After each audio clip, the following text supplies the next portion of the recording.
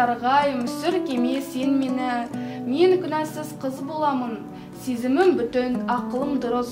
Бірақ нау тіршілік дүниесіндегі жұдырықтай жүрегім кек пен қасіретке толы. Мен өзіме адам сияқтымын, басқаларға адам емес, адам пейілін тәубеге түсіретін мүгедекпін.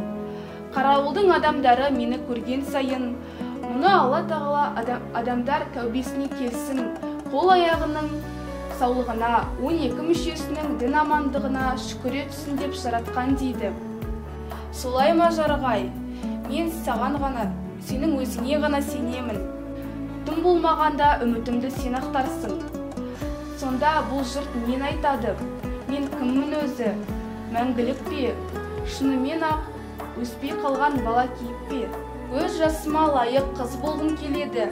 Я, менің де нәп-нәзік, әп-әдемі қыз болғым келеді. Ей, қашпа менен қашпа, бәрібір сені тауып аламын. Жасқандың ба, сен де менен жеткенемісің? Сен де менен қорқамысың жарғай? Ертең де қайта оралшы, ертең де терең сайда кездесейік. Мен сені сонда күтемін, терең сайда күтемін жарғай.